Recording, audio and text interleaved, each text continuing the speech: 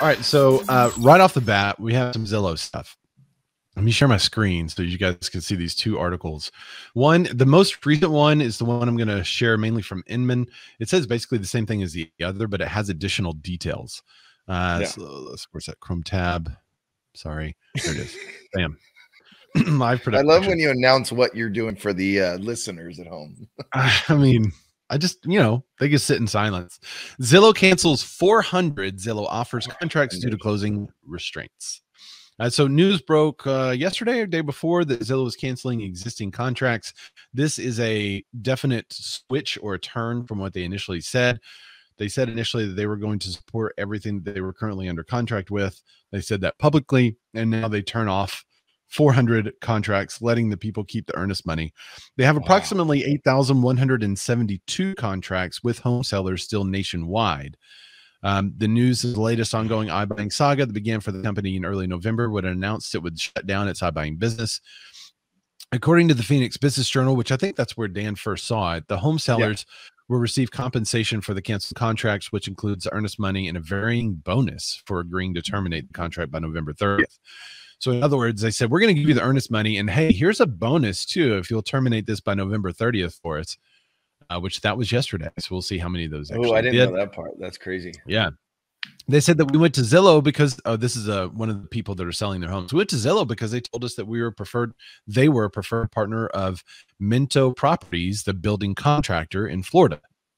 So a building contractor said, yeah, Zillow's our preferred partner. So they went there to sell their house to them. That's a no-brainer. You're getting a great offer price. They're probably offering at market or higher than market value. And then they're also a partner. That'll be seamless, right? Right. And is Julie Moon's on the show today. Marietta, Georgia is where this is located, Julie. So the home seller's name is Jerry Culpepper. So there you go. Go get that listing. He's available right now to sell his house. And he's probably a little disgruntled at Zillow, so you can use that to your advantage. Our estimated closing for the new property is between January 2022 and March 2022. So Zillow put our closing date as of February 18th, 2022 for contract purposes only. All right. So commonly we'll have people that want to move, but they can't move right away. And if they can't move right away, one of the things that they do is that they will set a closing date out further. But what I, as a professional real estate agent, recommend is doing a rent back. So you close on the home. So that part is done, and there's no mystery, and there's very little that could go wrong in those situations. And then the seller rents it back, right? Or the buyer rents it back to the seller. So the buyer owns the property, but as they are owning that property, they're renting it currently back to the seller. So the seller stays for an extended period of time. And different loans have limits on what you could do and all that kind of stuff too. So you have to watch that. But that's commonly what we like to do because it removes a lot of that insecurity. Well, in this situation, I don't know if maybe they were represented or unrepresented, but they didn't know to do that. So Zillow just moved the closing date out. And now Zillow's saying, we could close at any time, but now we're going to cancel it. Yeah. And I want to hear, I mean, if there's any, non-realtors on here, I'd love to hear. Yeah, I know. Isn't that comment great? Julie Moon says, sorry, what did you say? I was just on a call with my new client, Mr. Culpepper. He scrunched that one up before Matt LaMarche could. He was late to the show, so he totally missed this lead generation opportunity directly from our show into Marietta, Georgia. Culpepper said that Zillow offered him $3,500 for canceling the contract, which accounts for a $1,000 deposit and $2,500 of that bonus. Meanwhile, Buckeye, Arizona home sellers Tony and Serena Miller said the portal offered them $10,000 for canceling the contract on their 1,580 square foot home. So they're where are they? Buckeye, Arizona. Is Dusty? Is she with us today? There's Arizona lead for you, Tony and Serena Miller. That purchase price was set at $418,000. Serena said we expect them to hold up their end of the deal. We thought this deal was a done deal.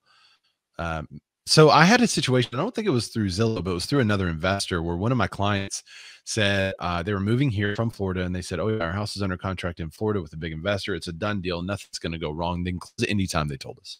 And they didn't. I said, okay, great. But do you have a backup offer? They didn't, and I asked them, and they didn't. They just wouldn't tell me. I said, "Well, do you have a backup offer? Get a backup offer. You should get a backup offer. Your agent's still marketing for backup offers." Turns out the seller backed out a couple of months ago, and I don't think it was related with this, but I don't. It sounds fishy, kind of similar. So the person backed out, and then they did get another offer and wound up going under contract again, which was great, but it really put some pressure on their current agreement because they had to go under contract really quickly, get everything taken care of so they could close at the same time because their current contract, we couldn't move the closing date for some reason. Which possibly means terms, price weren't as favorable for that seller. They had to get it going, you know? Yep.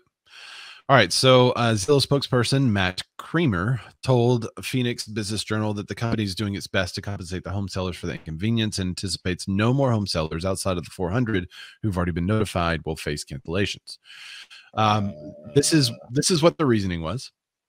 For a small subset of customers closing later in 2022, they said January, March, we determined that we can no longer support their closing and are releasing our earnest money to them.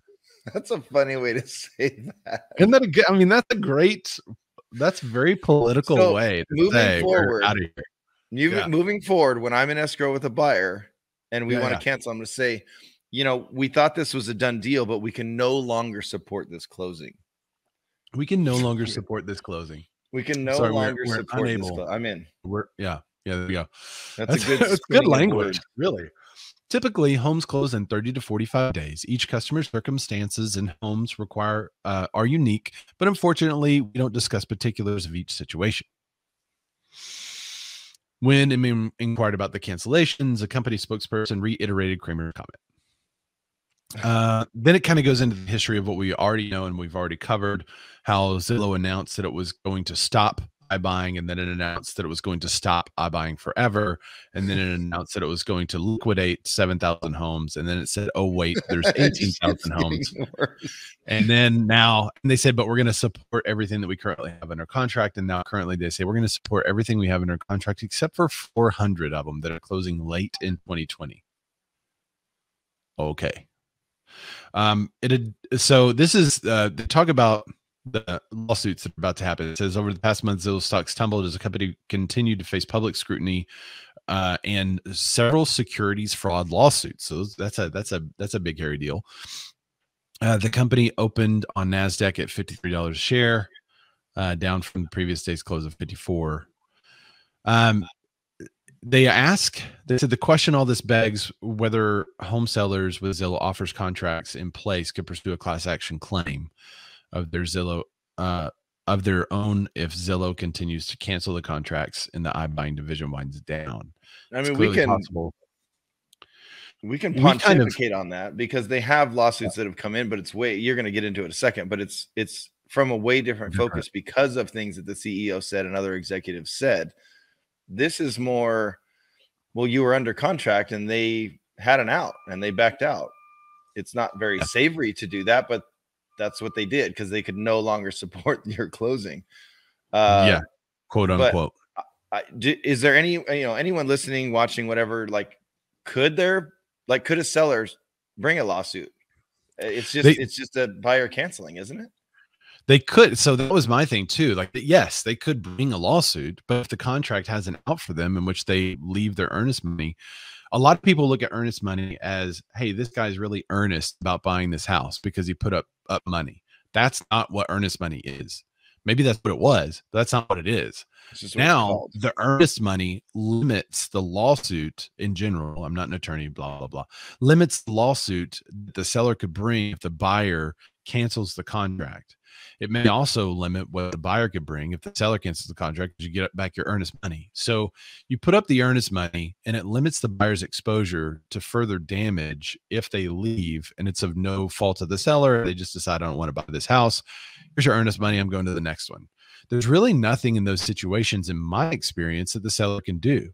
So I don't know whether there's recourse or not. I'm sure every seller right now is going to an attorney saying, hey, you want to sue Zillow with me? And the attorney's like, yes. But how much is it going to cost them? Are they going to have to pay Zillow attorney fees too? Because those are probably $1 million a minute. Right. And it's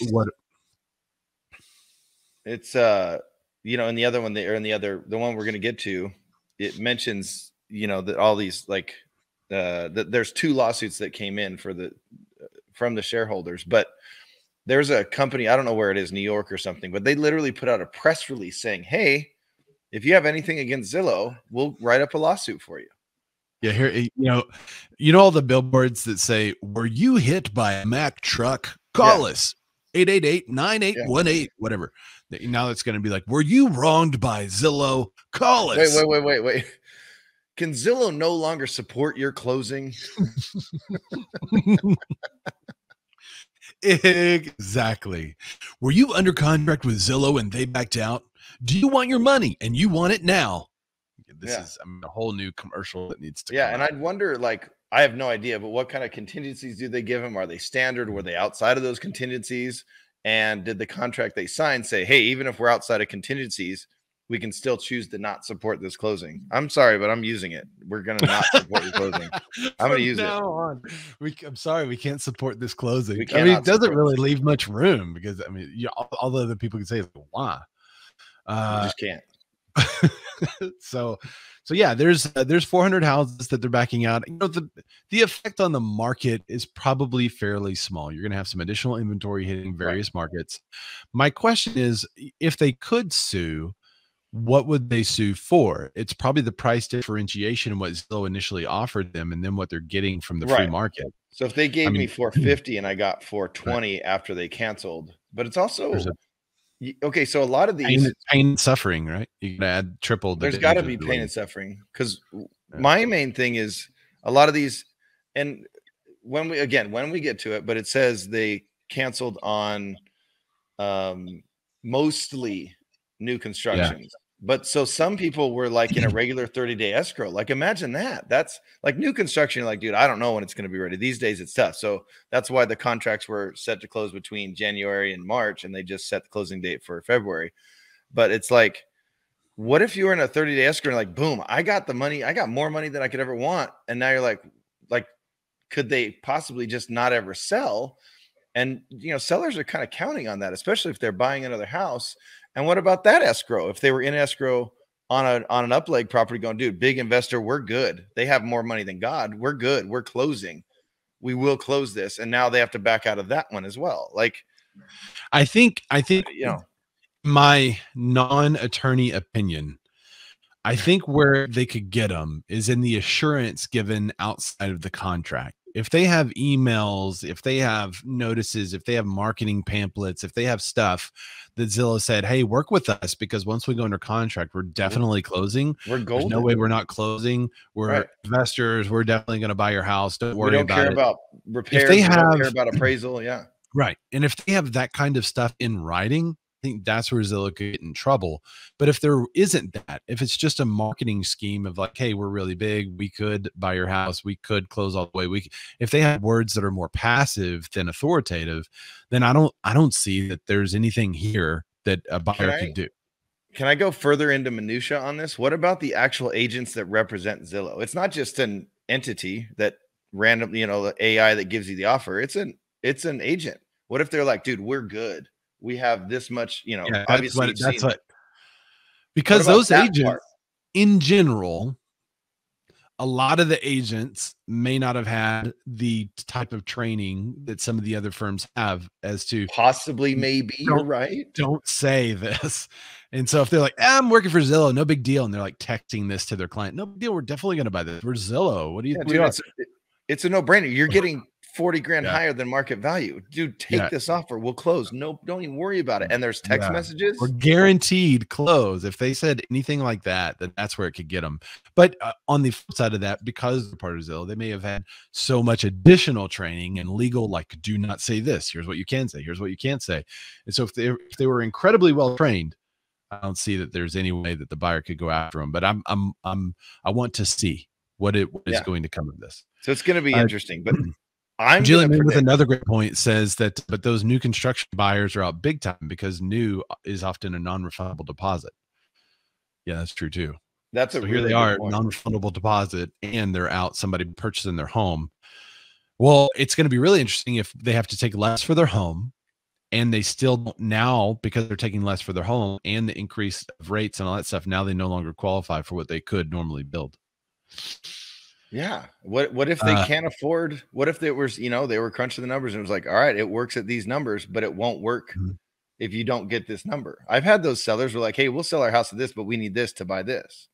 Right. And obviously I've made it work, but what if now it can't work? I mean, I don't know. I'm going to predict that there's going to be something brewing from sellers, from regular humans that were wronged by this. Will it go anywhere? I don't know, but there's got to be something. There's going to be a lot of angry people about this, and we have more coming up.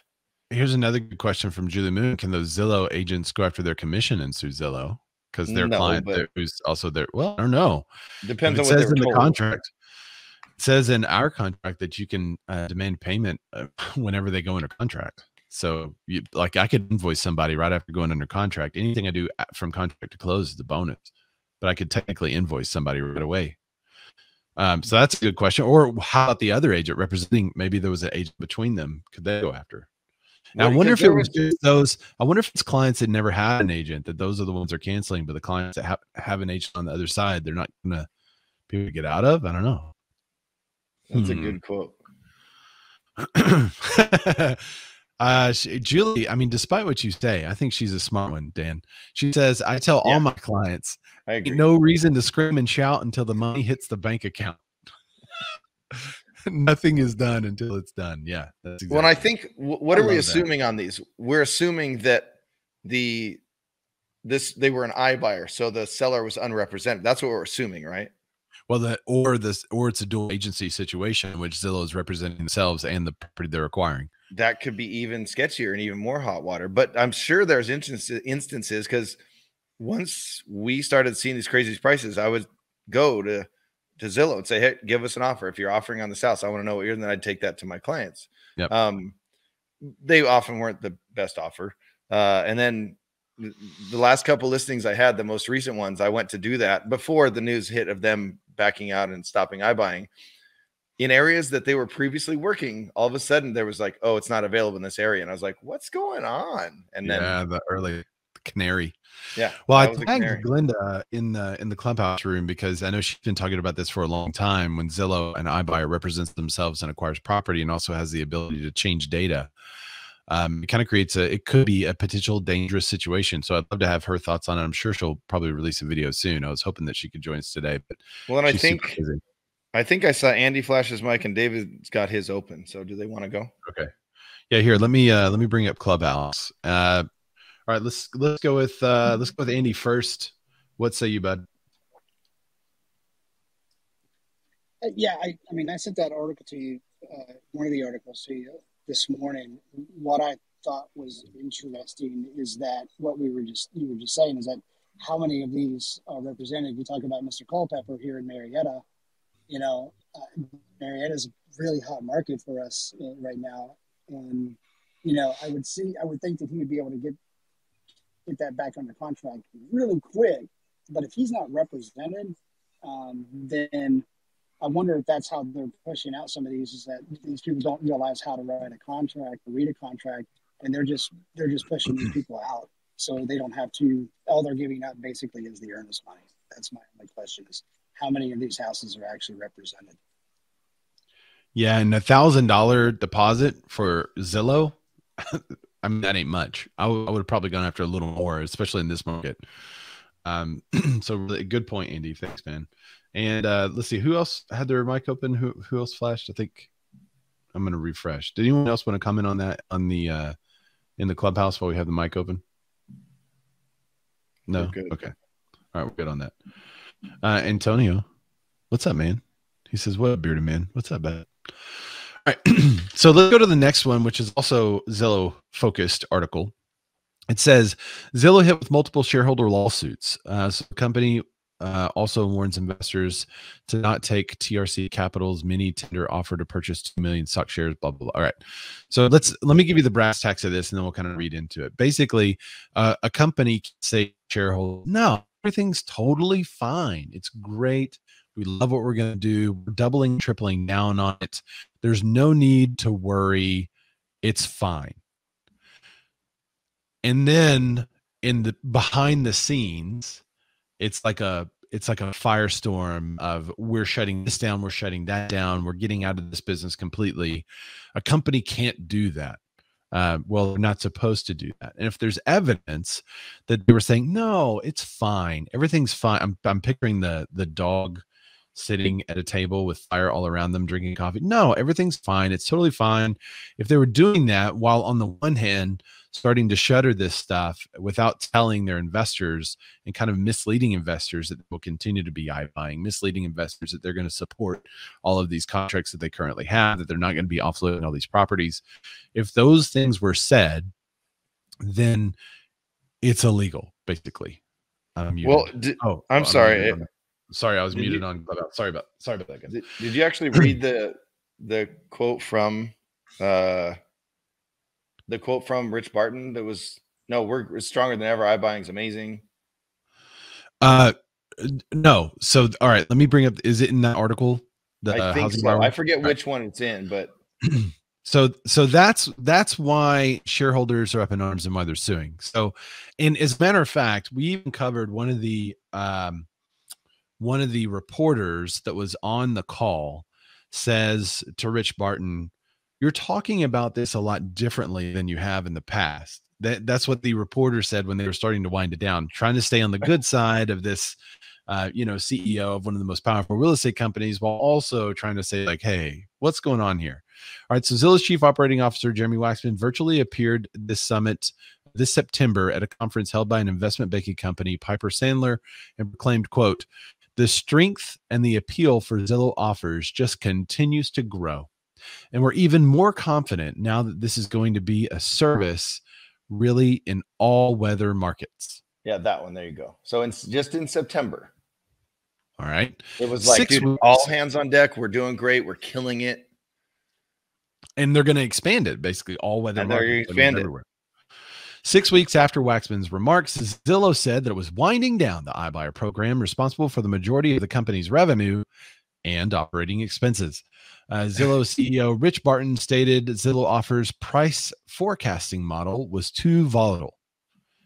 In other words, there's estimates were not working. A pair of lawsuits on behalf of Zillow investors cite this statement by Waxman and similar rosy claims in 2021 by Barton, Alex Parker, the company's chief financial officer, as illegally misleading investors. Shareholders routinely, yes. These aren't claims from when, after the Rona hit and we started building and they're like, oh, wow, the market's great. iBuying is these are, well, now 3 months ago, but right before 6 weeks later, then they paused and then totally shut it down. I mean, that's, this is where, okay, so when we said like, will more sellers come out of the woodwork? Sure, I think they will, but will it go anywhere? Does it have legs? I don't know about that. This, to me, has legs because it could fall under intentionally misleading.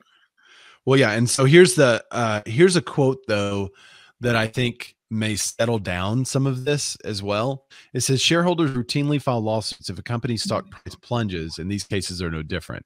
So this is also something that we don't hear a lot about. So I don't, are the claims valid, or is this something that just kind of happens and then they have to fight it and then they're going to be fine? I don't know. Right. But so if I'm an investor in Zillow stock and just, it's not, they're not buying as many or whatever, the CEO isn't, it's just their performance. And I was like, all right, I'm going to sue you because this is, and that commonly happens where you have a $50 billion profile and now, or portfolio, and now it's 13 or 14 billion. Right. You're going to be like, oh, I got to sue. But so there was, it's just value was at 48 billion in February. Following the company earnings report, its market cap was at 13.8 billion at the close of NASDAQ trading Monday. But but you could just blame the market or wherever it's going. But this is direct quotes from executives saying, no, we're good. They're steering people somewhere. Materially false or misleading statements. That's in violation of the Securities Exchange Act. The first shareholder lawsuit was lodged 16th. Besides the company, Barton, Parker, and Waxman are each named as co-defendants. Read that next one. The second lawsuit was filed. That one? No, the one right above that. The case has been assigned to Thomas Zilli, the judge presiding over the real estate brokerage Rex's lawsuit against The Zillow same guy. and the National Association of Realtors. That's the same guy. That's interesting. Yeah. The second lawsuit, other lawyers. All right. I mean, it kind of gets into details. You can read all of this stuff at Housing Wire rundown. And it's probably the best that we found. Oh, Dan, sorry. Dan is resetting his camera. It's probably the best. That's the best summation of this whole situation that I found. And I think it puts it in plain writing that not only is this something that you should watch, specifically if you're a shareholder, but it's also something that could be normal and run of the mill whenever someone's stock plunges 75%.